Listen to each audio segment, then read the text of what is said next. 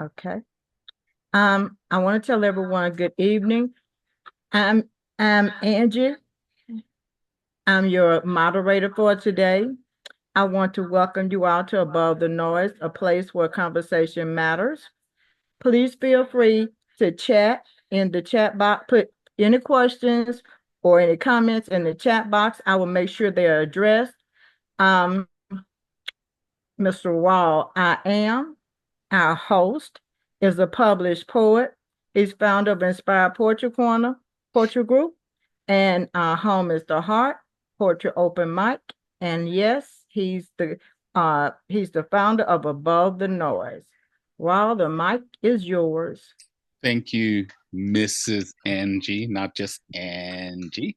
Thank you so much for being here and being my sidekick in this venture called Above the Noise. Uh, it's a simple show format of wanting to engage in conversation and the ability to talk with people uh, that you respect, um, that you may differ in opinions, but to sit down and have respectful conversations. And that's the whole premise of Above the Noise. How can we get above all the rhetoric that's going on and stop pointing fingers, realizing that, if there's two sides, then both sides are doing it. And both sides are demonstrating an inability to really sit down with each other. Some will say, well, one is doing it more than the other. I don't care. I'm not arguing degrees. I see both sides doing the same thing, and that's the insanity. And I think if we were able to sit down and talk, truly talk respectfully, we'll realize maybe we have more in common. We're not that far divided. And so this is why this show came about. It's something I brought to Angie, and she wanted to jump on it wholeheartedly. So that's why she's my partner in crime in this. Whatever crazy, idiotic idea I bring to her, she just goes with it. So I don't know if that's a good thing or she's just pandering to my insanity, but it seems to be working, right, Miss Angie? Yes, it is. I guess we're both insane. Yeah. So, but anyway, thank you for being here. It is Wednesday, September 25th of the year 2024. And it's starting to feel like fall up here in Toronto. I'm sure it's starting to feel that way in other parts of the US. Today's show is predominantly going to be an American focus because there's a big election coming up. So I wanted to have conversations leading up to that election. It's the same thing here in Canada. We will probably be going to the polls in probably a year or maybe inside of that. But we're going through the same process that America and many countries around the globe has gone through. If you look at what's going on in Europe, there's been a change in governments. I think in 26 countries or something like that. So there is definitely a change in the air globally and what's going on. So the format of the show is very simple, quick introduction, and then I'm going to do a segment called "In the News," headlines in the news. And today, from doing research, not today, yesterday, I came across a really cool website called All Sides. Um, All Sides, ALLSIDES.com. It's a really cool site because what it does, it tries to give the news, not try, gives the news from the perspective of how the center, how the right, how the left would report it. And usually I would just go and scour the different news agencies or online, traditional media to see what the headlines are. But these guys have done a really good job. So I thought I'm going to use this as for this feature. But just to see what's going on, what's being said, and just reading headlines, not to get deeper into the stories. I'll invite you to get into the story because the reason why I focus on headlines, and I got this, I can't remember who used to do it back in, I don't know if it was Johnny Carson or not, but they would look at the headlines just to see what was being said. In today's age with social media and clickbaits, headlines have become a very big thing. If any of you are on YouTube, you will see that YouTube is filled with these titles that when you get into the video, they really have nothing to do with it. Just trying to grab your attention, get the click, get your eyes on their video. So I thought it was interesting coming across this site, as well as the fact of looking to present information as non-biased as possible. I accept there's going to be a certain amount of bias in anything we do because we all have our perspective on life, and traditional news is no different. They're made up of individuals. Institutions are made up of individuals that have a bias. Trying to get rid of people's biases, to me, is foolish. It's trying to understand them. To me, is more important. I'm not trying to get rid of anything, trying to understand it. So let's just take I'll read it. I'm not going to show anything because I'm not into dealing with YouTube and copyrights and all this stuff. But if you get a chance, check out allsides.com. And the first headline that comes up when you click on their site is, did Missouri exercise? Did Missouri execute an innocent man? That's the headline that they put. And then if you open it up, you'll see how CNN or The Hill. Well, I'll tell you from the center. This is the headline from BBC News. Missouri executes Marcellus Williams after 2 decades on death row. From the right, this is an article from the Daily Mail. Execution of Marcellus Williams sparks outrage after governor and state Supreme Court rejected bids to save him. And then from the left, this was from the Associated Press. Associated Press. Missouri executes a man for the 1998 killing of a woman despite her family's call to spare his life. So I like the fact that they give you the 3 different perspectives, and from a political standpoint, you have the right, the left, and then the center. And the article is from the agency that produced it. If you go onto the site, you'll see a place where they've looked at all the media outlets and actually put them in, whether they're right, left, or center. I think, Richard, earlier today, you had sent me something similar to that, but it was a little bit older. I think I forwarded it to you as well. Just to take a look at it, and I'll be interested to see what your thoughts are. I've done some preliminary investigating to see where what bias all sides have, and they seem to maintain a very middle ground approach to things, from what I can tell. Because I like to see when I'm getting information, who am I getting it from, who funds them, what biases they may have. Like I said, I'm not opposed to biases, but I want to understand what am I reading and who am I dealing with. So I thought it was a very good site in that regard, particularly from a news and from a political standpoint. Some of the other... Wait a minute, Rawle. Let me interject a yes, little please, bit. please. Keith says that he used All Sides. He Oh, used their website too, to see how any news organization is rated in regards to bias. So you have a fan over here. well done, Keith. Glad to hear that. I just found it yesterday. I think it was yesterday or today. I can't remember, but yeah, it's new to me. I didn't even know it existed. Richard had sent me a bunch of other stuff before, and so just researching around that, that's how I came across it. But yeah, I'm glad you like it. I'm glad to hear it, because I definitely like the feel of it so far in the limited use I've had of it. I'm liking the feel of it. One of the other major headlines, will the Mark Robinson scandal affect Trump's chances of winning North Carolina? There's obviously some controversy going on with Mark Robinson, who is a candidate to be the governor of North Carolina. I really don't know much of the story. It only just came onto my radar. But that is the headline that they wrote up. And then from the left, which was reported in the New Yorker, will Mark Robinson derail Trump's chances in North Carolina? From the Wall Street Journal, representing the center, Mark Robinson scandal in North Carolina injects chaos into presidential race. And then from the right, from the National Review, the costly Mark Robinson lesson.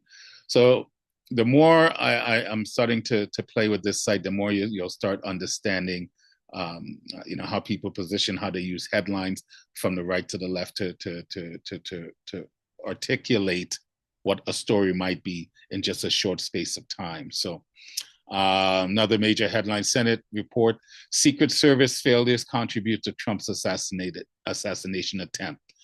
From the left, CNN Digital, new report details stunning Secret Service leadership failures around first Trump assassination attempt.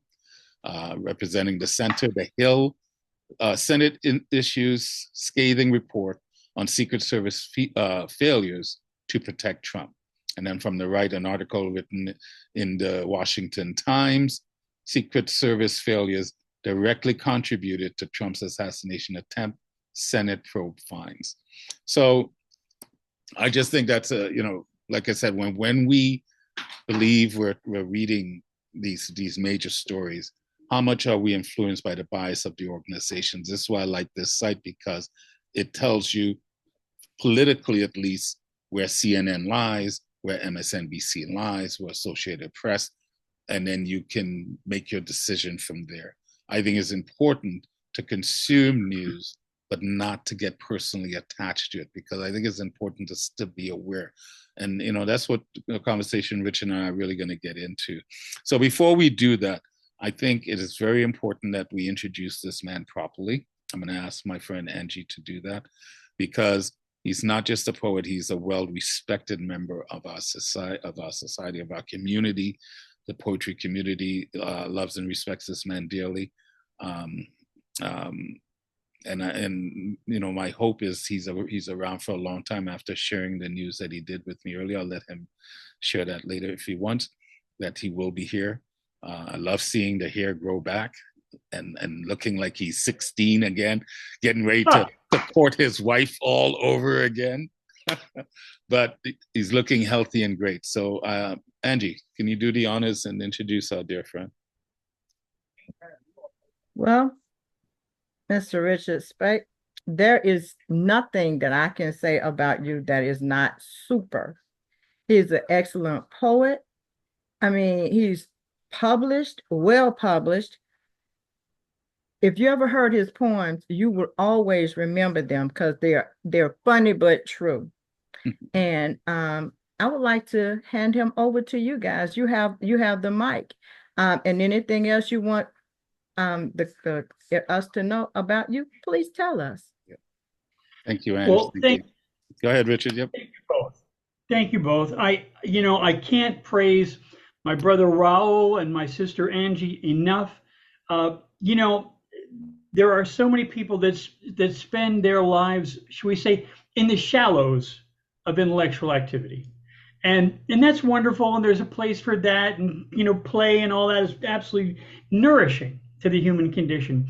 But I have such respect for people who are prepared to spend some time thinking about important subjects, complex subjects that don't allow themselves or lend themselves to a yes, no, black, white analysis.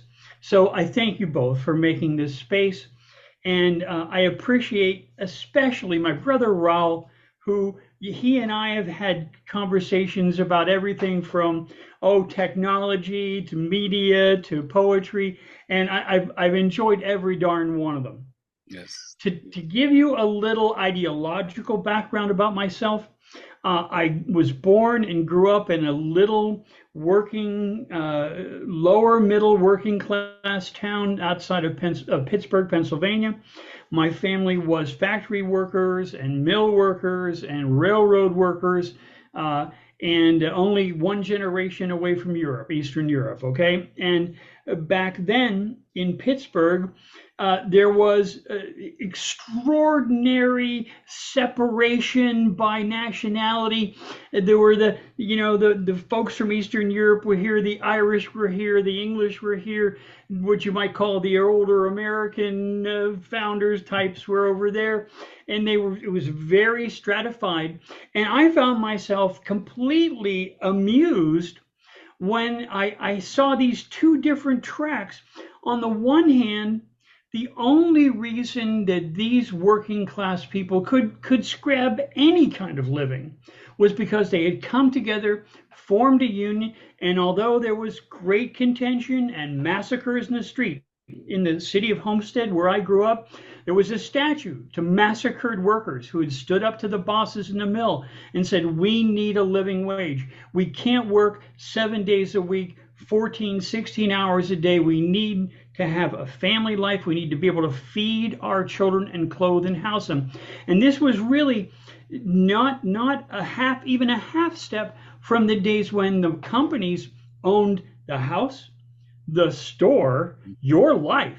Everything. Yeah. You know, there was nothing that would allow people to have the most basic living kind of lifestyle. So there was this massacre statue in downtown Homestead, and that made a big impression on me. And even though we know, human endeavors, unions, or whatever, or bosses, organizations, human beings are, let's say, they have their quirks. They are not perfect in any stretch of the imagination. And when they come together, there's this inverse proportion of intelligence and the size of the mob. The larger the mob, the lower the intelligence. And that's true. I mean, that's a fact of reality. So anyway, that's kind of my bias. But I decided early on, I found a love of culture, of society. When I would go to my grandmother's house, there was a Pole on one side, a Russian on the other, a Hungarian on the other, and a Slav on the other side. And they all got together. They all had picnics together. They all went to church together. And I just saw this beautiful, I mean, to me, the American melting pot idea was a practical fact. It was a reality.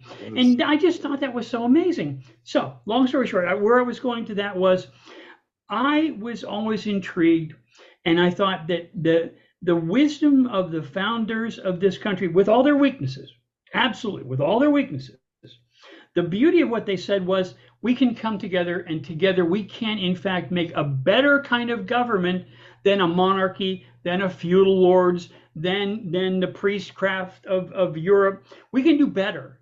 And the common wisdom brought together in a civilized, giving sort of way, not always achieved, in a giving sort of way, we can be smarter and we can make a better life for ourselves. And I always thought that was amazing. Long story short, where I was going was I used to enjoy. I would go, there was a John Birch Society bookstore not too far from where I lived. And I would go, not because I was enamored of their thinking, because I am most decidedly not. I'm a card-carrying progressive. But I thought it was important to engage in discussions with people who thought very different than me. You can't learn anything when you talk to people who believe like you do.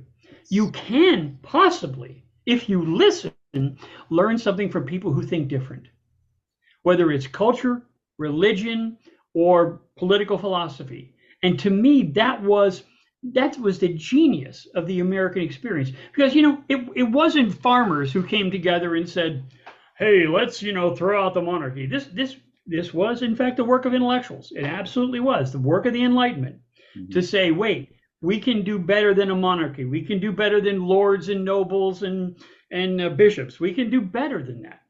And now, toward a more perfect union, not practicing a perfect union, but toward a more perfect union. And the last thing I'll say in this point was, I always have such respect for Lincoln's comment that with malice toward none and charity for all. That to me is the pinnacle of American political philosophy, that if we have a little charity for our fellow men and women, we just might make this work. Yeah. And when we fail that, not a pretty sight. Not a pretty sight. I'll be quiet. Well said, brother. Let me interject just a second. Yeah. Welcome, Julian. If you have any questions or comments, please make sure you put them in the chat, and I'll make sure you're heard. I love seeing Julian. Yeah, thank you, coming from halfway around, well, more than halfway, 3/4 away around the world. So, no, but that was just well said, and it ties into the topic, Richard, because I too grew up in that time in the Eastern Seaboard in New York, and even in the Black neighborhoods that I lived in, you had representation from like myself being from Trinidad and Tobago, and you had people from other Caribbean islands, from Africa, from the South, all living together and still finding ways to live more or less harmoniously and peacefully, with all the strife. And I think you and I are around the same generation. Sure.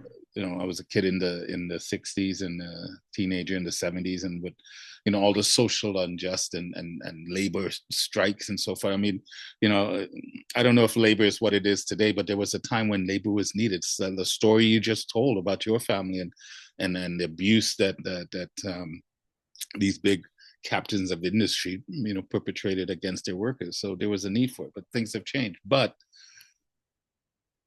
the beauty of America, one of the things, my father, being a man from a small island, Trinidad and Tobago, always thought his future, his wealth, lived in America. The opportunity or the promise of what America offered.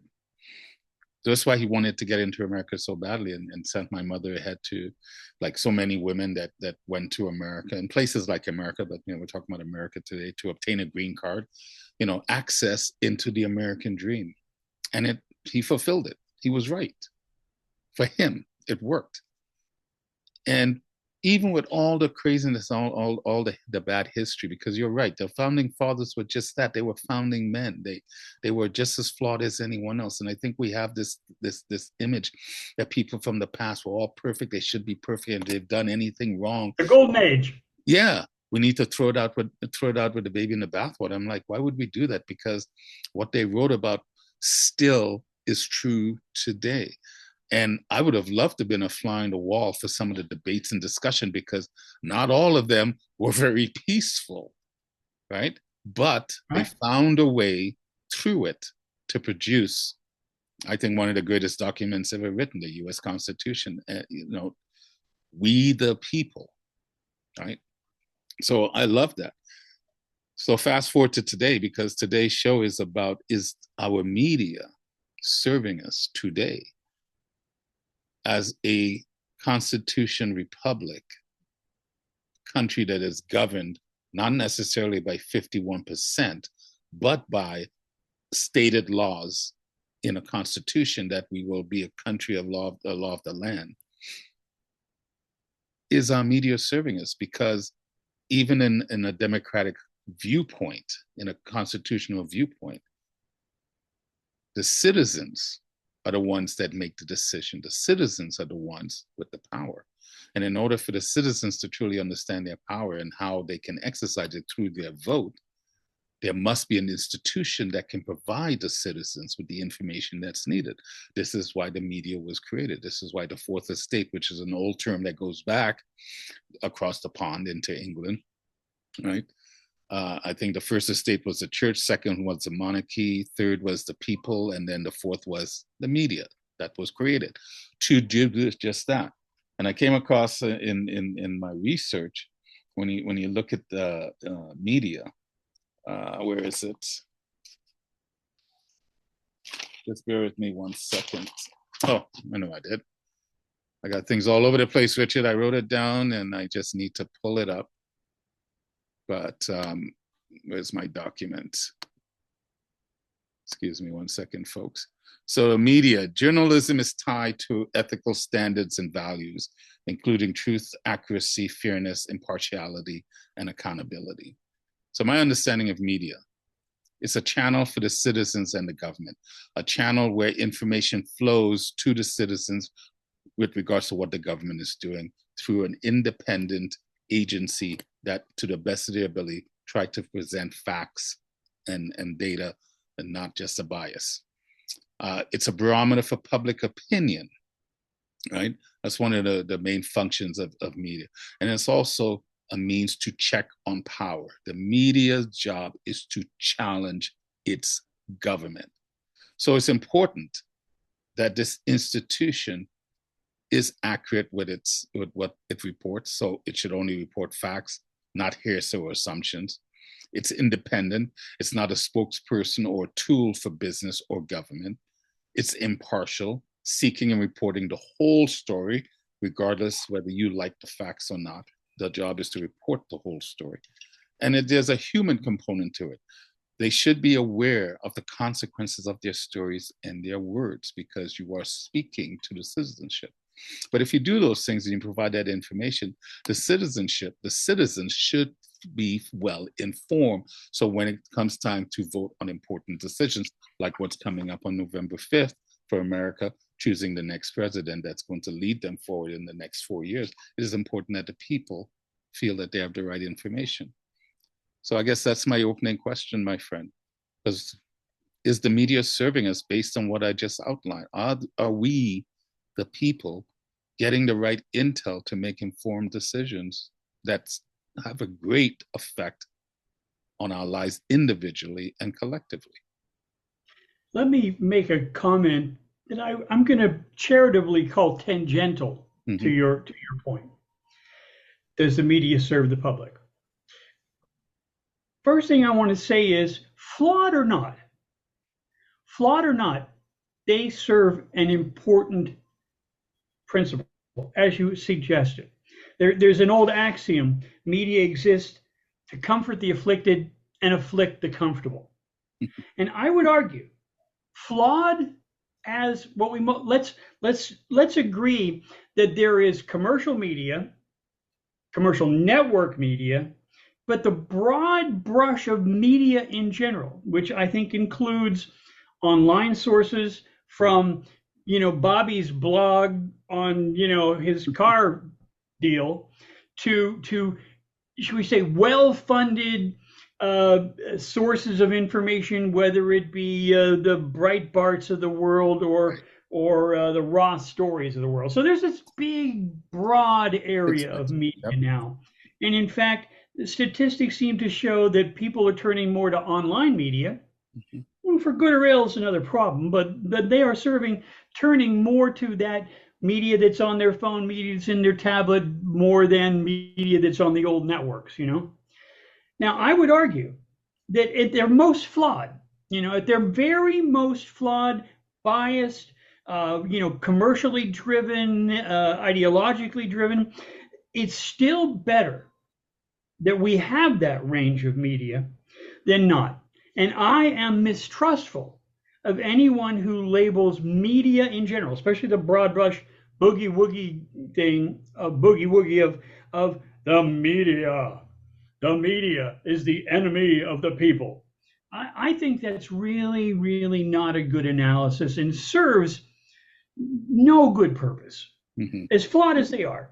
And whether you want to argue there's an ideological balance, misbalance, or that there is a commercially driven bias, the old "it bleeds, it leads." I worked in media. I worked at a television station. I worked at a radio station, and I saw that terrible thing that it bleeds, it leads. I had a very good friend of mine, a gentleman. How long ago was that, Richard? How long ago was that? This was 2015, 2018, okay, in that range. So good not really ancient news. Yeah.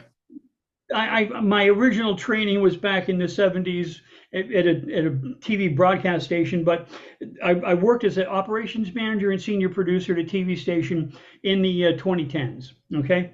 And a friend of mine hired over to CBS, and he was told, it turned his stomach, because he was basically told, when you're going through the news clips, find the bloodiest accident, find the ugliest murder story, find the shot of the knife, the shot of the gunfire, the criminal scene.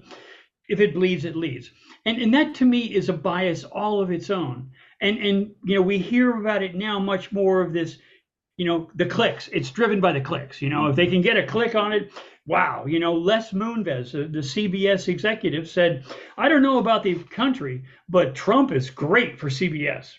And that kind of thinking, because it drives clicks. This is a controversial person. This is a person who, I don't care about your emotional reaction to them. I'm much more interested in the factual data and in whether you want to call it his proposals for the country or his agenda. Hate, love, that to me is aside. And I think it's the worst part of media that says, how do you feel? How do you feel about what they're saying? I was at a conference, and I'll shut up with after this one. I was at a water conference, right? A water in fact, it was called the EPA funded a study of the public concerns about toxic chemicals, right? And at the end of this discussion, right, and we had water and sewer was there, and the national environmental EPA was there, and all kinds of state and federal officials were there. And at the end of this, the person who was speaking said, "So we want to know not so much what what data you want to know about, but how do you feel about this?" And I put my hand up, because there were any questions, right? I put my hand up and I said, how I feel about things is freaking irrelevant. Let's talk about the data. And she goes, well, your data is not really our focus. We just want to know how you feel. And I thought, what a terrible, terrible thing. Mm-hmm. And, now that wasn't media. That was, and it turns out, I asked her my final question to this person was, I said, what exact department at the EPA do you work at? And she said, well, actually, I'm a consultant, and we're trying to develop a campaign to get a good feeling about toxic chemicals. And facts and data are irrelevant. So I'm always a little concerned when people want our emotional reaction, but see, that drives so much commercial media. They want the clicks. Well, they want the clicks, and to your point, I mean, today it seems to be about feelings over facts. And I mean, I've heard in a number of debates I've watched where people go, I don't want to hear your facts and data. I don't want to hear it. Thomas Sowell talks, I'm not sure if you're familiar with Thomas Sowell, economist, ex-economist. I don't know if you're ever an ex-economist. He's not practicing. No, I'm only trying to balance a checkbook for 40 years as a working class hero. But Thomas Sowell, the great economist that I think everyone should know, talked about it. He goes, he was watching him in an interview talking about his life, and he used to say he was a Marxist when he was a younger man. And the gentleman that was interviewing him goes, well, what changed? Because you studied under Milton Friedman, and that didn't change you. Your time at University of Chicago, that didn't change you. What changed? He goes, well, working for the U.S. government and facts and data changed my outlook on things. So, and he always says facts and data has to be something that you use as a starting point. If you're looking to fix or come up with any sort of trade-offs, because he doesn't believe in solutions, he just believes there's trade-offs, then you must understand, you must have a baseline where you're going to start from in understanding anything. If you want to grow and learn, you must have a baseline. So I identify a lot what you're saying. In today's world right now, I shouldn't say today's world, where we are in the echo chamber that we live in, it seems like feelings trumps everything. And that's a very dangerous thing, because suppose I change my feelings tomorrow. Does that mean policy then changes? Where's the consistency in anything? Because as human beings, we are emotional beings that can change over time. So there's a danger to that. That story you were telling, what time was that again, around the 2015 time frame? I'd say probably 2016, 2017. So not much has changed in almost 10 years then from what you're explaining. Right? Yeah, if anything, it's gotten worse. I mean, I sat, you know me, I'm a relatively responsible fellow who treats human beings with respect. And I found myself forced to broadcast a show, I don't know what it was called, Boyfriend or one of those dating shows. And I mean, it turned my gut, I mean, to whether it be the woman as a piece of meat to be debated, or a guy that's, reverse that. It was just such appalling. And the only way I felt at all good about what I was doing was I had my public affairs shows where I could bring on actual activists and talk about important subjects. There was a firebombing at a woman's clinic. Now, I couldn't do a show on the firebombing, but what I could do is a show on women's health, and we could somehow work around to the fact that, well, you know what? Women's planning facility was firebombed in Palm Beach. Now, you don't think Palm Beach is a conservative backwater. This was, of course, before Mar-a-Lago became the thing it is in Palm Beach. But, it's surprising that, this kind of mentality still exists. When do you think that changed? Because, I remember, and once again, I don't know if I trust my memories like I used to, because the old, well, Older and wiser, brother. Older and Yeah, wiser. exactly. I don't trust my memory because, I think we tend to glorify things and make them more treacherous than they actually were. So, but when I think back to my time, watching the news as a kid, one of the big ones, I mean, outside of the oil embargo, I remember when Nixon and Watergate hit and the coverage on that and listening to Walter Cronkite at night and Harry Reasoner and some of the other anchors from that time telling the news. And as even as a I think I was 13 at the time. That was in 72. No, it was 11 when Watergate hit. 72. Yeah, 72 is what? so I was 11, and it seemed like there was more of a partiality to how the news was presented, at least to this the 11-year-old boy that grew up watching the news, and that's how I kind of got into liking politics and so forth.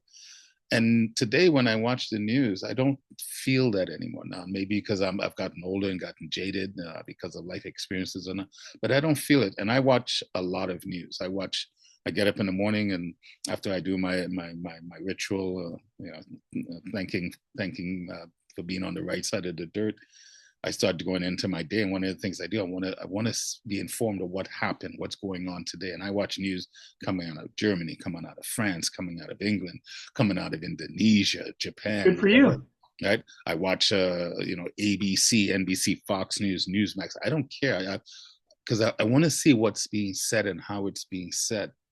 And there seems to be more sensationalism around these news stories, and listening to you having to choose which story to tell. That I'm pretty sure that's a constant thing that's always been in the industry. But to me, there shouldn't be a choice, particularly when there are two major stories that do intertwine. Are we moving away from wanting to tell them because it doesn't serve a narrative, or are we moving away from because we don't think the public can handle it? What do you think? What do you think is driving some of that today? Because it seems like there's stories that we should be hearing that I don't hear on traditional news. When I say traditional, I'm talking like ABC, NBC, CNN. You know the usual suspect. Sure.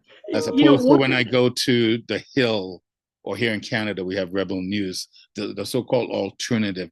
It's been pushed, or the alt-right. No, they're just independent news agencies that are trying to give a robust flow of what's going on. So sorry, go ahead. Yeah. One of the things I was going to say, we haven't really touched on this aspect of it, and I think it's too important an aspect to ignore much longer. Mm-hmm. You know, when we think about the stories that take up the space, on the major broadcasts, you have to also, I think, weigh in the fact that there is a small, I'm even going to call it a fringe of informed people.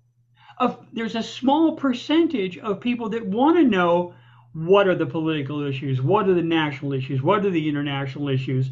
So consequently, knowing that, these news agencies go for that lowest common denominator, and they're going to cover the lost cat in a tree story, spend 10 minutes on the floods of Ohio versus an articulation of nuclear policy, the short shrift given to toxic waste versus all the coverage of a missing blonde girl in the islands. You know what I mean? Mm-hmm. That's a reality that commercial media is driven by. There's just, unfortunately, and you and I, as educated people who have striven in our lives to go beyond what the minimums required by the educational system, who've tried to make ourselves educated men, we are in a very small minority. And the fact that you and I both consume news sources on any one day from maybe 4 countries or maybe 6 countries, and maybe broadcast and print, and we are the rare birds, brother. So we can't be terribly shocked when if the news. Remember the movie Network? Yes. And there's that cynical comment by Faye Dunaway saying, "Hey, look, don't give me this crap that you guys are such elevated internationalists that you want to cover the news because you do the dog story and you'll do the woman eaten by the alligator just like we do in entertainment." And that's a truth. That's a sad truth. Now, when you blend that into the fact that there are agents in media, and I'm using media in the broadest sense, broadcast, internet, etc., who have real serious agendas. When you have major candidates saying, "Hey, Russia, get me the information on this, break into those emails," or "Hey, Israel, you can help me out here if you do this," and that's a reality. And unfortunately, there are serious agendas. They talk about the Iranian Yep. interlocutors involved in political news, Chinese people, Russian people buying Facebook ads and all that stuff. They're trying to extract it to some extent. But I can't place all the blame on corporate media. As much as I dislike corporate media, and as much as I believe that the bias in my mind is it getting clicks and therefore ads, and we see the drying up and the loss of small newspapers because the ads are going other places, and that's a terrible thing. That's, terrible thing. Well, you said an interesting word. Media or the news has now become entertainment, and it's a business. And now, you've got the major traditional outlets that are owned by six individuals. So if that's the case, and if it's media just, it's like the last debate, I felt like I was watching a reality TV show, reality-based TV show. And not because Trump was The Apprentice, just the whole production felt like a reality-based show. I penned the thought, it was like the desperate politicians fighting for the swamp. That's what it felt like. And if it's entertainment, then entertainment ultimately is about getting eyes, and so you can get more monies in your pocket. And I think that when we talk about corporate media, corporate news, that's what it's become. It's become about driving revenue. It's like any corporation that decides to weaponize their HR department because now they want HR to become a profit center that drives profit, as opposed to being a one that uses profits to ensure the sanctity of the organization. That's what the news has become, right? It is profit driven, and when that happens, you're going to look at the low hanging fruit. But then again, that doesn't really serve us. So I understand what you're saying, and I get it. I think there's still a focus to it. There's plenty of blame to go around. And for me, it's not even about blame. It's like, let's diagnose and try to understand. Like, well, I think a little bit. 1 second, Ann. Just one. You said something today earlier, Richard. It's not about blaming. It's about framing. Is that what? It's not about blaming. It's about framing. To me, you cannot understand a problem if you're not really willing to deal with it and say what it is. And I think there's just too much money in news, just too much money in politics that's eroding away. So sorry, Anjie, go ahead. Yeah. In light of the misinformation given to Trump from social media, how do you see social media becoming a reliable source of news? Because everybody's on social media. They believe what's on social media before they believe what's on mainstream TV. So how do you see that becoming a reliable source, or do you think it's still going to be skewed all the way across the board? So before you answer that, Richard, 1 second. No, it's funny that you brought that question up, Anjie, because I had a thing here about misinformation and disinformation from the truth. So just quickly, what is misinformation? False or misleading information spread regardless of intent to mislead. Disinformation, false or misleading information that is deliberately spread to influence public opinion or to obscure the truth. Okay, so thanks for bringing that up, because it's funny, I put that in today. So just so we understand, because we keep hearing those terms, mis and disinformation. I'm not sure if people really understand. What do you want to ask the question again? Because one. In light of the misinformation given to Trump from social media. You know which one I'm talking about, where they were talking about the Haitians were eating cats and dogs. Mm-hmm. How do you see social media becoming changing to be a reliable source of information? More people on social media than they are anything. I mean, people get up, they go to bed. My mama's 92, and I Mm-hmm. bet you she can be on social media. Mm-hmm. So, what do you think? What do you see social media as a news source going? Well, I think social media and traditional news work hand in hand. It's funny, I wrote down a line today: is social media the muse of traditional media? Um, I think social media, like traditional news, it depends on how the user chooses to use it. If you're going to believe everything you're told or everything that you read, then you could find yourself going down a lot of slippery slopes. Um, I think social media plays an important part of my life. We're not getting away from it. We're not going back into the caves. The genie's out of the bottle. Social media is here to stay and will morph into something else. There's always going to be a component of anything that is new, how it's used. It's not always used for good, like Richard said. When money's involved, people will go to the lowest hanging fruit. And I think if you look at, when I look at Facebook, I see all these stories about, my wife did this person did this person did this. And I click on them to see if it's something that is AI driven or if it's something that is used just to sensationalize. And particularly when they present it as they try to present it like a news article. And a lot of times it's satire, but people don't read as much anymore. So they take the headlines, they take the first couple of maybe paragraphs, and then they think they've got the whole story. So long and short of it, social media is a tool like anything else. I'm not going to blame social media. If there's blame for anything, and like Richard said, there's enough blame to go around. It's the users of social media and their laziness to want to do more research if they question what they're reading, if they're questioning what they're seeing. I don't know if people have turned off that part of their mechanism, but that's on you. So I don't necessarily want to blame social media, but there is a component of accountability that these social media organizations, because social media, again, is a blanket statement.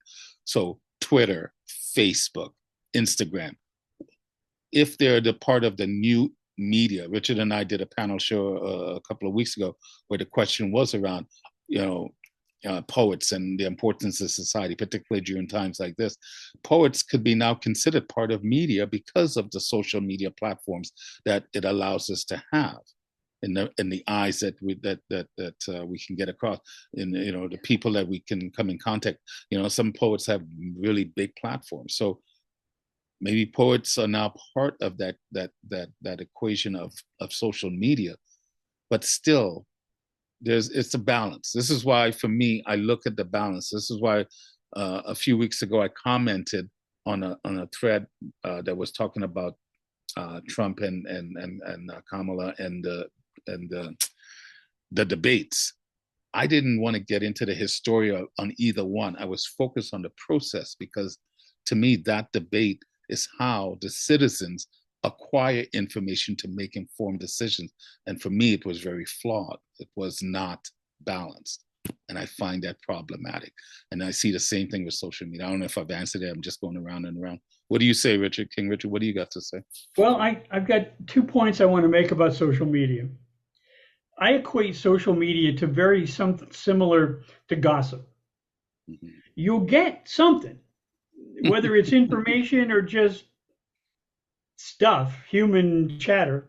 You'll get information of some kind, dubious, I'm sure, and that is my default assumption. But the other aspect of this, and I think you can't understand it unless you also think about, you remember that old game we played either in psychology or in school? We called it telephone. Yes. Where you take a story and you pass it around the room. And it starts off with John and Mary went up the hill. And by the time you get to the end of the room, there's been a machine gunning. There was a massacre. Yes. Somebody ran over somebody. And where did the bunny come from? That's what I want to know. Where did the bunny come from? And so I think, those of us who are educated media consumers have to take all of that stuff on instant on social media with a little tiny grain of salt, and instead do what my brother Rawle has suggested: is you get as many sources as you can, international, national, corporate, radical, whatever you want. And from that, I called it my sifting theory. I sift all this stuff down and look for common threads. And when a thread is going through all of those things, you have a chance to maybe understand. But I think people like Raul and myself and people like us who are very sophisticated media consumers, we're in the minority. We are sadly in the minority, and an informed voter is too darn rare. They call it low information voters. That's the polite term of art these days. Oh, a low information voter, or somebody who's like, as we're approaching November, going, we're undecided. Really? Seriously, you're undecided? Okay, well, that's one way to go, Mm-hmm, mm-hmm. Or the famous story in my family was a young man without a lot of wit. When he was applying for a job, they asked him, "Well, why do you want to work here?" And he said, "Well, I like the green stamps." Really? Really? That's completely incidental to any reality. But yeah, social media. You're right. We can't. There's no way of isolating it from the electorate. It's going to be there. Yeah. And woe unto those who take it as their source of information. Well, I mean, and all the agencies are using them. Even when you're watching the news, make sure to catch us online. Follow us on Facebook. I mean, everyone. It's just a part of life now. Period. There's no getting around it. It's how we choose to use it. I see all kinds of sensational stories, whether it's on Facebook or YouTube. I try not to get... How many ads do you think Facebook is turning down? Not a whole lot. Not a bunch. Not a bunch, exactly. It's a free service, but they also are making lots of money from the ads, and they're not going to turn many down. That's their business model. That's fine. Like I always tell people, what are you arguing with Facebook for? They're free. Question is, how do you want to use it? Do you want to just be, just fall subject to whatever, they post without doing any research, and I think that's one of the biggest problems. Our society has kind of gotten lazy because of convenience. Technology has made life more convenient. So we don't have to look. I remember when I was a kid, something sparked my interest from going through the encyclopedia. I couldn't wait to go to school on Monday because I knew I had to go to the library to do research. We don't have to do that anymore. We have it in our hands, and yet we're still not.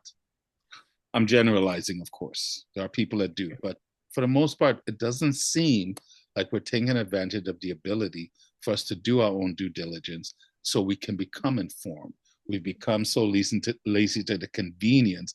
Well, our teacher is going to tell us what to think now.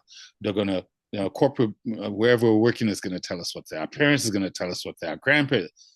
When are we going to step up and start thinking for ourselves to make informed decisions? There's an old saying, I can't remember who said it, but the people always get the government they deserve. Wow, that's tough. That's tough. I know, but it's so true. So many people do not want to engage in politics. So many people do not want to engage in religion. So many people do not want to engage in understanding economics. And yet those three major institutions have a tremendous effect on our daily lives, not once a month or every year, every day. How could you not want to be informed and understand how it works? Number one. Number two, if you're only talking to people that think the way you think, like you were talking earlier, all you're doing is reinforcing your vision, your perspective on the world. How can you ever grow and learn if you do not talk to someone that you don't agree with?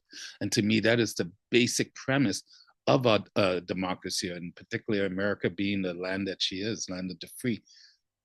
Can you defend someone who repels you in what they say, but defend them because they have a right to say it? and to sit and understand why they may think that way. And there was a time it felt like we were heading that way, and that kind of all kind of blew up, probably about in that 10-year window. I'm not going to blame social media for that. I blame how we consume technology. And we've gotten lazier with the more technology that embraces our life, at least from my perspective. Disagree with you very gently on one point. Say that again. Say that again. I was going to say, I want to disagree with you on one little point. Sure. Even though we're so much in agreement on so many other points, I would argue, and I think the historical record will bear me out, that yellow dog journalism, or should we say scurrilous, worst case journalism, has been with us for a long time. You know, there were attacks on Jefferson, there were attacks on Washington, there were attacks on Adams, you know, straight on through, you know, there were fisticuffs on the floor of the House. Thomas Paine was downright, he beat a social invited to leave. Yeah, exactly. Absolutely. And you know, our friends, the French, who, you know, led the way throwing out the monarchy and throwing out the priests, you know, they had their excesses too. And you know, I think civilization is so fragile. And I think it's up to people who are thoughtful, people who can find common ground across these chasms of belief or philosophy. That to me is the glue that really holds civilization together. And I thank you, brother, and I thank you, Anjie, for working this incredible magical spell to bring divergent opinions together and to discuss serious, difficult topics that aren't black and white. They're gray. They're shades. Yes. Thank you. Yeah. And this thing, what to me, one of the biggest things that's driving us, Richard, is this absolutes. And we fall into this side of the spectrum, that side of the spectrum. And usually there's so many shades of gray that denies us the ability to really understand. There are very few absolutes in this world. Very few. Let me just add one thing. You had mentioned, my friend, you had threatened our audience with some poetry, and I think you should read a poem. Well, I'm the host, so I think it'd be rude of me to not have the guest read first. Well, you're such a gentleman, brother. I emailed Richard earlier today, and we were exchanging ideas and information. And I said, oh, by the way, don't be afraid to bring a couple of poems, you know, pertaining to the subject, because, you know, at the end of the day, we're still poets. Whatever we do, we're still going to have poetry in it. And even Miss Anjie, if you want to read a poem, we can all read one. No. I'm moderating. That's all I can do. Oh, stop it. One thing I would, before we do the poetry, Richard, is I want to talk. Richard had sent me a list, I think 14 things, and you know, to respect people's time and keeping this within a manageable time. I think this is a conversation we should pick up again. I'd love to have this conversation after the election, just to see where we are, how things are going to be. It'd be a great way to pay attention to how things are reported after the election from, you know, the various news organizations. But one of the things that you sent, I think it was last week when you sent the email, here's a few thoughts on media discussions, some tough dynamics. To pander or not to pander. You know, salacious gossip drives eyeballs. To me, that first one is so key. And you had mentioned that earlier when we talked about gossip. That's what social media feels like. It's like gossip. There's a lot of pandering going on without substance, and that's the danger. And people are falling subject to that now. Are we going to blame the ones that are posting it? I think there's a measure of responsibility, transparency that falls into that. But then as well, you're the one making the choice to believe this gossip, this pandering. Are you? Or maybe when we come back to do the show after the election, we'll talk about propaganda and the propaganda spell we've been under probably since even before World War II. But anyway, that's another show. That's coming up probably. We'll do that. Yeah, let's do that, Richard, after the election, because it'd be a very good thing. Yes, Ange. I have a quick question. Okay, you all, both of you had really great views on the media. Do you think that mainstream media will ever change the way it's and go back to the way it was, where it was really giving you facts, not just trying to get ratings? Do you think it will ever go back to where it will use its ethics, find its ethics again to slow down the polarization and the echo chambers? When I say that, I mean uh, dividing your opinions Yeah. between social media and um, mainstream, or just even dedicating the news to what they want you to think, not what the news is really about. Do you think they will ever go back to that? I see some shifts going on already. I look at CNN. I remember how CNN started. When CNN started, they were, once they established themselves, was a recognizable news organization that provided, provided good value in regards to the news stories. And I think it was after what was his name, Ted Rogers, Turner. Ted Turner. Thank you. I think after he sold CNN, this is when I noticed a shift in the newscasting. But I'm seeing them today, trying to move back, maybe a little bit closer to the center. CNN is considered on the spectrum on the left side of the spectrum. I see them trying to move back. I see them trying to hold, not just Trump, but also even Miss Harris accountable to certain things. Same with even Fox News. When I watch Fox News is very slanted right. Once again, I have no problems with news agencies having their biases. One of the reasons I like Newsmax, Newsmax lets you know right up front, we're right-leaning, Christian-driven. But yet I can still get good content from them as well. Sometimes you have to do this and go la, la, la, la, la. But there's still some value to it. So I don't think we're going backwards. I think we're going to go forward. I think we're going to figure out this new landscape. I think you're starting to see, not just in media, but we've made a lot of switches from what we consider traditional way of doing things to more accommodate new views. And people are starting to see some things of tradition should not be messed with. Some things do need to go away. So I think, to answer your question, for me, if we can become balanced ourselves in how we practice what we do, we will get media back into a place where it may be living up to its original mandate of being ethical in regards to presenting facts and, to Richard's point, not pandering. So what do you say, brother? I'm not that optimistic. I think that as long as we're having to deal with commercially driven media, Right. There are some models of publicly funded. There's some models of subscriber funded that work very hard at trying to be objective. I'm thinking Free Speech TV, All Media, and a few others that try really hard to cover both sides of the story, but even both sides is really creating a dichotomy that is not really true to life. There's that spectrum.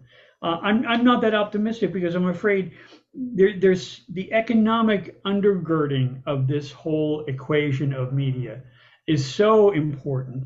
And the reason that I produced a news show interviewing activists and journalists for 11 years, because I was so dissatisfied with commercial media, and after living in it and making a living for my family from it, I was so appalled at what I had to do to live in commercial media.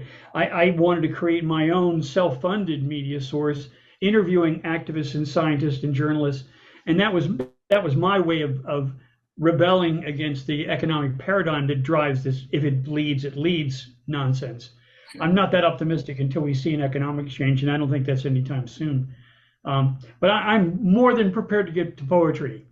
And I would love to offer you one poem in particular, and I want to set this up right. During the Bush administration, where there were black sites and the massacre of innocent Iraqis was Oh, you're called talking shock about and awe. you're talking about Junior, not Dad. Yeah, Yeah, yeah, W. W. Yeah. Even during that period of my adamant political commitment, okay, I wrote this. This is called The Conservative and Liberal Mind. The division between what conservative and liberal find are only as wide as the narrowest mind, and never so deep to keep at bay the warrior's hand or the diplomat's play. These both, it seems, can hold quite dear a mother's love, a baby's tear, and yet differ so on the country steer. They both cherish and hope and hold to the breast a youngster's hope, an elder's rest, yet with party and polity so contest. The cherished dream, the path so ground, will part these friends, confound the trends that each would nurture shared goals, split ends. Each holds his party dear to his heart, and yet seems so to differ, just in the art of who governs best, would govern least, and nourish health and wealth concede. They both despair of the moderate stare, the great gray mumblings wander that seem not to care, unabashed, unaware. While quite glorious and passionate we play our part, with our honor high and our rhetoric smart, jousting up another hill with a will, all toward the party's coffers thrilled with a penny, we'll build a wall apart with the threadbare honor and the lawyer's art. Each with his plan, each with his hope, in party thick or misanthrope, mutters and marks the passing throng who seem not to notice, not to belong to the party, the team, the banner, the cure. No pledges they're signing, no pamphlets allure. Conservatives and liberals, fine, they're only as divergent as the narrowest mind. They both cherish freedom, they both really care. They just see a different road over there. One says laissez-faire, one says c'est la vie, a mere mortal matter of vowels, portentous difference of cadence. They flail at ennui. Viva la différence, I'm wont to say. They've both been to barter for bread, same as me. One cherishes liberty, just like the other. Both warm to the fire and smile to the lover. While judges may judge and legislators wrangle, they both stroke their spaniel and brush their daughter's tangle. What do I hope to ken with this verse? That neither are wiser, both heir to the curse of time, weighing heavy. The slippery sand hardly stays, and we all light our candle and aim toward the day. Mm. At the end of the Excellent, day, as always. it kind of ties into what we were talking about, I think, even before we went on air. Because at the end of the day, you're right. We just see things differently. There's, Thomas Sowell talks about the constrained vision versus the unconstrained vision from a political standpoint. Just we just see things different. At the end of the day, though, we're all Americans, we're all Canadians, we're all human.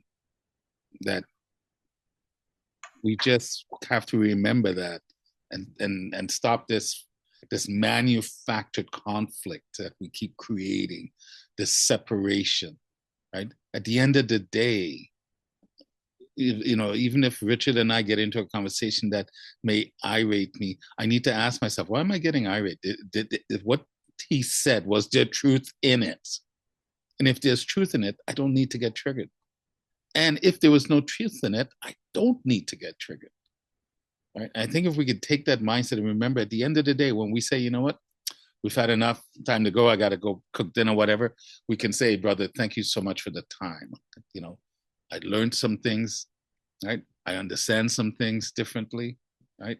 That, to me, that's what I'd like us to get to. That might be too much kumbaya and the pie in the sky, but, So I'm going to read a piece, Richard, that is not, I wrote it and I put it away because I kind of forgot about it. And then today I was going through, I go, what am I going to read?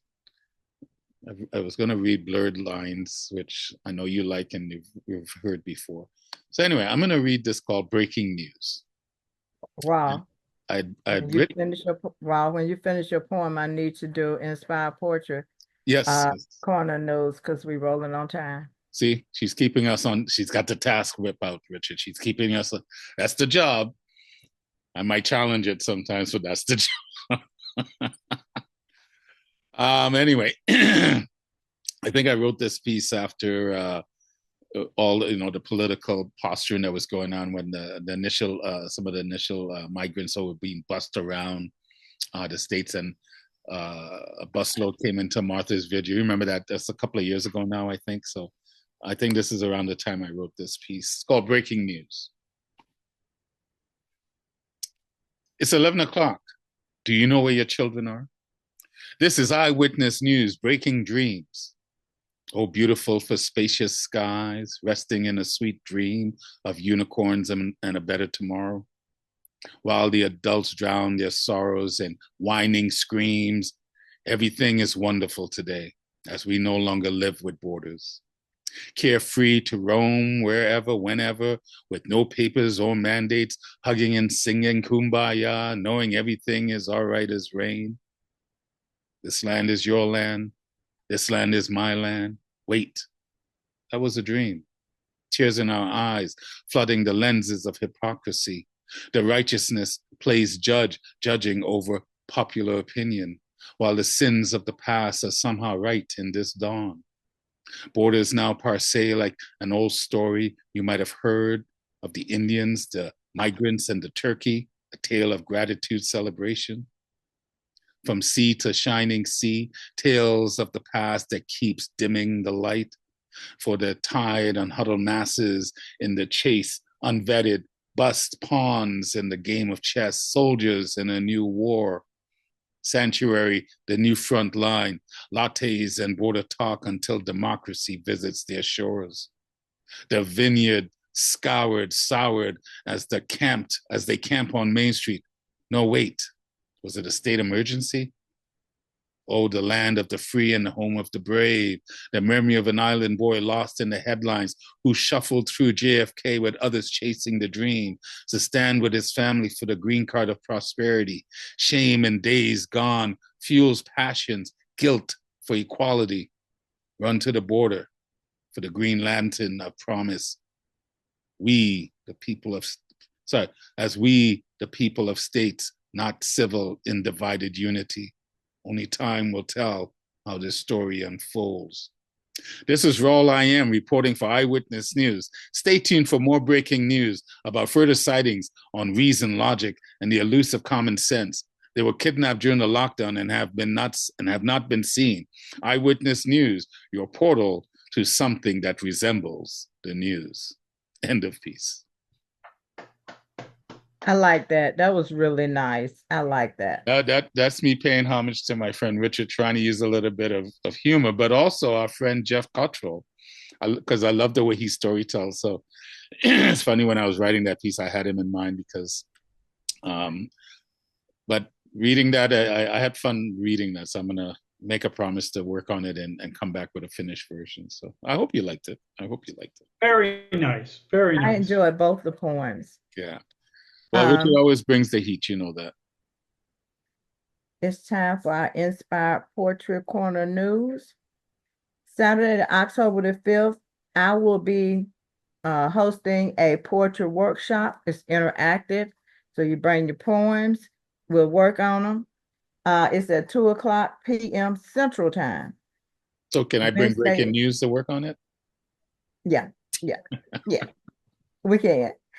Wednesday, October the 9th is our next Above the Noise, 8 p.m. Eastern Time. Sunday, October the 13th is our In Celebration. In Celebration is where we celebrate authors of poetry books. And we're trying to let everybody know who they are, what they're doing. It's at 1 p.m. Eastern. Wednesday, October the 16th is Home is the Heart. And yes, I am your hostess, should I say. It's at 8:00 p.m. Eastern Time. Sunday, October the 20th is IPC recital, which is open mic, 10 a.m. Eastern. And lastly, Wednesday, October the 23rd is Another Above the Noise, 8 p.m. Eastern. Turn it over to you. Just correction, the Inspired Poetry Corner on, was it October 20th? You have to remember that's not an open mic show. I know the poets. Oh, that's right. I'm sorry. Oh, no, that's okay. That's okay. I know the poets are used to open mics, but I just always like to reach it. It's not an open mic; it's by invitation and so forth. Yeah. And what was the date for the next Above the Noise? October 9th? The next one is October the 9th. Yeah, October the 9th. And the last one for October is the 23rd. Yeah. So join us on October 9th, and the guest will be Henry L. Jones. Yes. And yes, Henry and I will look into I can't remember the premise of the question that I'm still crafting. Is it better today being Black than it was in 1921? Because the reason 1921, that's when the Tulsa incident happened. Black Wall Street. Everyone loves to talk about Black Wall Street. So I use that as a marker, 1921, because I always find it interesting during segregation and Jim Crow, how people could have done what they did in building Black Wall Street. So anyway, so let's still stay tuned for that. Brother, before we wrap up, because I did make a promise to Anjie, a commitment to try to keep this, an hour to an hour and a half. So she's right, we're getting close. This is why I think we need to do another part to this show, particularly around the list that you had sent me. Excuse me. That you had sent, I think it was last week, you had shared, some of the discussion points that we definitely didn't get into. And this is why I think it's important that we continue this conversation and we can continue it after the election. But, things like, to pander or not to pander, again, I touched on it, the salacious gossip that drives eyeballs, the Los Alamos paradox, all info close to security versus open up the debate for more ideas and so forth. And that, to me, that is a perfect one, because that kind of ties into the battle of visions that's going on for those that respect institutional and traditional ways, for those who believe we need more government that's going to make life better for everyone. So it's not right or wrong. It's just two different way of looking at things. And I think we need to get this right. And there is a place for right and wrong. Don't get me wrong. Don't get me right. I'm not a comedian. I just think I'm funny. But there is a place for right and wrong. But I think in regards to this, we need to stop trying to prove you're wrong and I'm right, or I'm right and you're wrong, as opposed to let's understand each other. Because as Thomas Sowell says, there's really no solutions. There's just trade-offs. So in order to come up with ideas, we need to talk more. And this is what I'm hoping. So some of those points that you sent, we're not obviously going to get into it tonight, but I'd love to tackle it, because I think, excuse me, I think too, it'll be more poignant after the election, because I really want to use this election to see how things are going to be reported. Because when I go back to the last election cycle, or even the first one with Trump and Hillary, I was appalled. I was appalled at the media. I don't care who they were. I was appalled. I'm appalled at the media now. Right? I'm appalled because we depend on this institution to make informed decisions. And I don't think they're living up to what they're supposed to. Right? I don't expect perfection. There's no such thing. But I do expect, to your point, if we don't find a way to control monies within these institutions, it's not going to end well. It's not going to end well. And, absolutely. And this polarization that's going on, it's getting wider and wider. And that's what concerns me. And it's the same thing going on here in Canada. I have debates with many people, and I never walk away going, I hate you, and how can you support this person? It's like, what are we, in grade 5? My mind is a sandbox. My mind has the ability to hold multiple viewpoints at the same time. This is one of the reasons I love talking with you, Richard. You have that ability as well. We're not just stuck in these absolutes. So definitely would love to have you back, my brother. Obviously, It'd be an honor. And with the fact that you're feeling better, and I'm gonna let the cat out of the bag for those that are listening here tonight and those that will listen. Our friend Richard is cancer free. Got great news today. Thus the nice coiffed hair that grew back in beautifully. So I just think that was brilliant news. And it couldn't have come at a better time with you being our first guest on Above the Noise. So I hope people learned something. I'm going to give you a few seconds to have a last say, my friend. I just want to say it's an honor to always talk with a wise and thoughtful person. Not enough of them, and it's an honor to know you and call you friend, and you as well, Anjie. Thank you for your wise and generous guidance of our project tonight, and I look forward to our next adventure together. As always, my brother. Thank you so much. I do too, Richard. I do too. Thank you so much again for being here and gracing us and being open. Like I said, Anjie and I are figuring this out as we make it up. Today is our first show. We had our show 2 weeks ago, but I was just positioning what Above the Noise was. So I think the more we do this, the more we'll understand the format, how it flows. I hope for those that will be listening and those that were here tonight, you found this discussion informative, enjoyable. Maybe hopefully you learned something, just one thing that may want you to go, you know what, let me go look into that deeper or and how far down the rabbit hole you want to go. I'm one of those people, just because I say it doesn't make it so. I'm not saying it to try to convince you of anything. I'm just saying it to invite you to go look for yourself. Have you considered maybe looking at it this way? Right? This is why that conversation that was online 2 weeks ago, I use online to start conversations, and then when I move it off online to have at least a video chat. I wasn't caught up in Trump this or Trump that. I was caught up in the process, and that's what scares me. Same thing here in Canada. I'm wondering what people are consuming, because that divide, the polarization, it seems like each day it gets worse and it gets worse and it gets worse. And we're forgetting we're Canadian. We're forgetting we're Americans. We're forgetting, shit, we're human. We're allowed to have different viewpoints. Why are we getting to the point where we want to hate each other because we see things differently? I find that very childish. It's time for us to let go of childish ways. Start truly acting like civilized, intelligent humans that are capable of having multiple thoughts, multiple beliefs at the same time. Because even a broken clock is right twice a day. So I thank you for this. Thank you for being here today, Richard.